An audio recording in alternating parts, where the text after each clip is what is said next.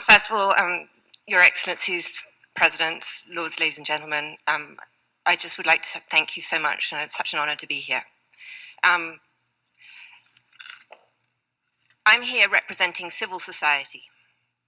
My passion for the ocean, for those of you, there's a slideshow going up there, so you don't just have to hear me, you can see the pictures as well. Started when I was a little girl. I grew up watching Jacques Cousteau on TV and became mesmerized with the oceans. It led to me becoming a deep worker submersible pilot. And ultimately, on one of my first dives, when I went down expecting to see a fish, I switched on the lights at the bottom of the ocean and saw a plastic hanger. It was in that moment, actually, that I decided that I really wanted to focus my attention on the ocean. And the area of the ocean that I chose to focus on was the high seas, which we've discussed so much here today. But for those of you who don't know, it represents 45% of our planet. And by the way, that 45% of the planet belongs to each and every one of you here, because it is our global commons. Under UNCLOS, it is ours. It belongs to each and every one of us, and the assets belong to us too. And I didn't know that when I started the history. The history of this started in 533 AD under Emperor Justinius, whips through the Magna Carta. Of course, I have to give a nod to England, and then ends up in 1982 at the Law of the Sea Convention. This area, our commons, are under peril for many reasons.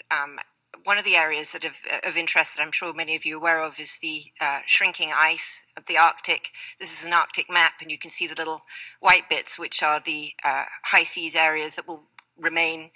The ice is melting, the Northern Passage is opening. This will just be one of the areas that need to be discussed and focused on in the time to come.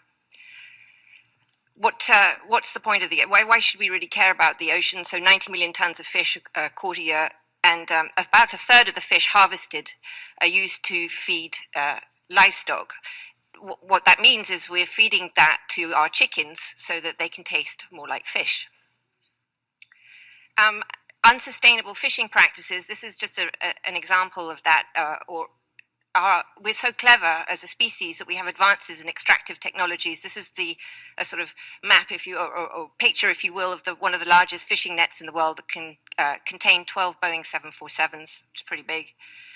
The World Bank quotes, poor ocean management leads to approximately $50 billion in lost revenue annually.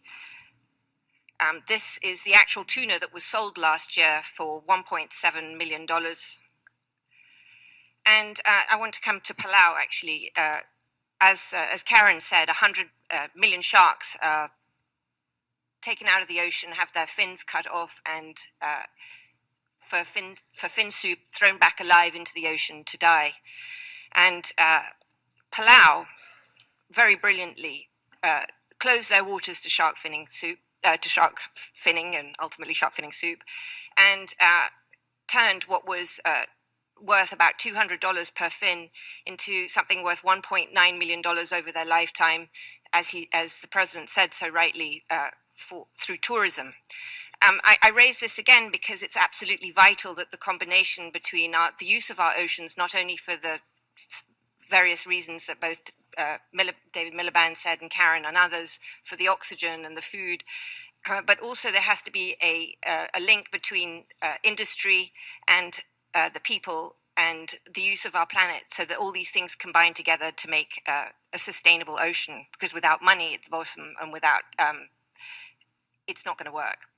So I started the TerraMar Project, and the point of the TerraMar Project is to connect each and every one of us to our global oceans, to the high seas, because it does belong to you. We give you a passport, a daily online newspaper, an education platform, a government structure, and a way to connect to your oceans as you never have been able to before.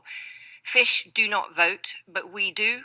And if we do, and we tell our politicians that we want the oceans to become sustainable, then the goal is to have every politician end up with a policy framework and a decision on how they treat the oceans, and hopefully that will be sustainable, because that is what we, the people, want.